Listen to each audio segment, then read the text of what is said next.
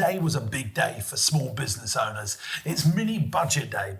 In this video, we're going to discuss what is it and what does it actually mean for your business. Here in the UK, we've got a brand new Prime Minister, Liz Truss, and we've got a brand new Chancellor of the Exchequer, the person that's in charge of all the money. Kwasi Kwarteng has come out with his brand new mini budget. Now, I've dissected what I think are the key points for business owners and indeed consumers, and what it means for the money that people have in their pocket.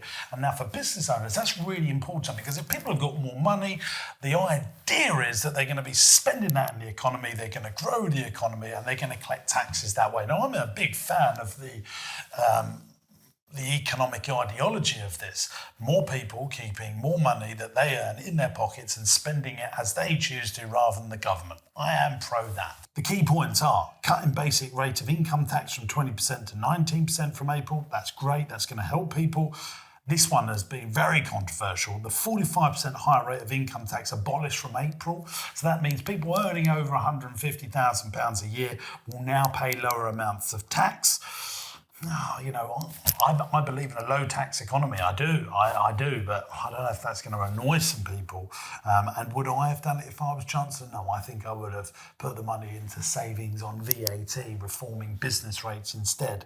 A cancelling the rise of corporation tax, which was due to increase from 19% to 25%. Again, if companies are super profitable, I actually don't mind companies paying tax on profits. It's taxes on turnover that annoy me, but that's a big welcome for profitable businesses and probably keeps companies here rather than moving to other low tax countries.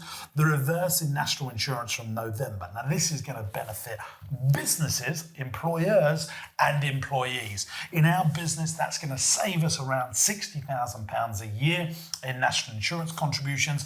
Then we can use that money to either give pay rises, invest in our business, or grow our business. So that will help grow the economy. And on average, it's going to help every consumer, everyone that's in work, the government is saying, by about £330 per year. So that's an extra £330 per person in this country per year of spending back into the UK economy. When you've got 65 million people, well, there's kids in that, so you've got 55 million times £330 worth of extra spending power. That should get more cash back in the economy. Rules around universal credit is tightened by reducing benefits if people don't fulfil job search commitments. I don't want to get into this, but let me tell you now, lots of people we try and offer more hours to in our leisure businesses. They don't want to take on more hours because it's going to affect their benefits. I've always thought that's crazy. People want to do more, but it actually means they're penalised for working more and they lose some benefits. I really think there needs to be reform in that. So that's good. There's a cut to stamp duty, which is paid when people buy property in England and Northern Ireland. So it was zero up to £125,000. They're now making it zero up to £250,000. There is still the 3% levy on investment properties if you own a second property. What do I think about that? Is that going to drive up house prices even more or drive people to now go and buy their first home? Hopefully. That's great for the economy. It's good for house builders. It's good for people furnishing their home. It's good for getting cash around in the economy. I do think stamp duty, it's a tax that stops people moving home. It's very expensive. And I would like to see a real wholesale reform on that, more than what they're doing right now. Planned increases in the duty rates for beer, cider, wine and spirits cancelled. Here's the big thing. What would I have done if I was Kwasi, the Chancellor of this here country?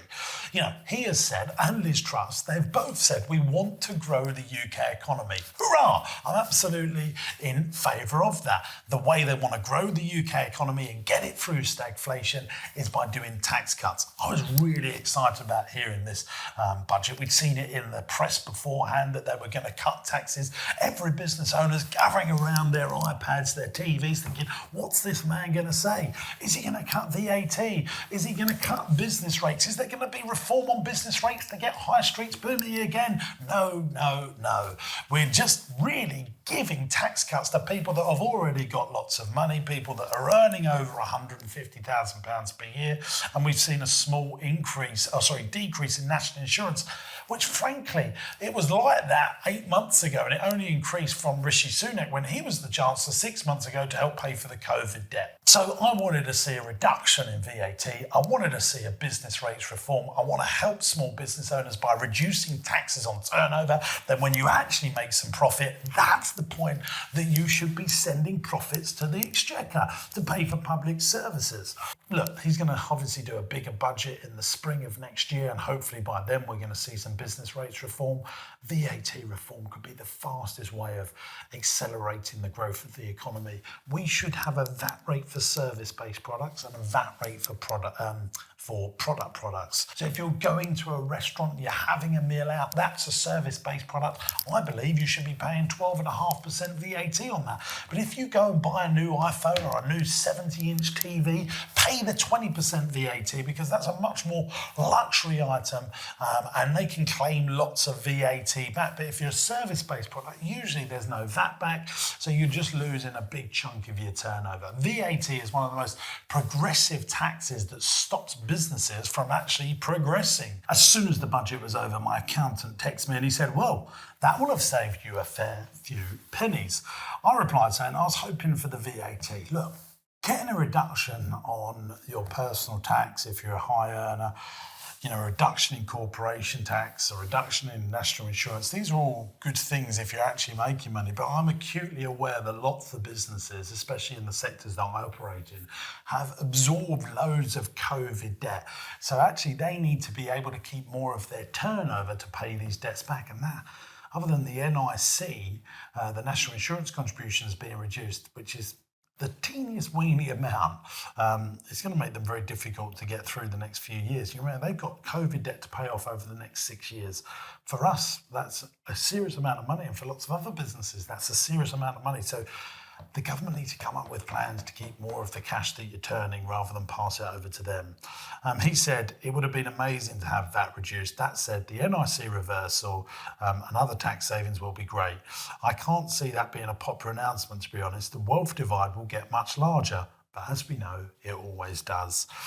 So I think this will be definitely seen, like he says there, that this is a budget that's going to make the rich richer and the poor poorer and widen that divide even further.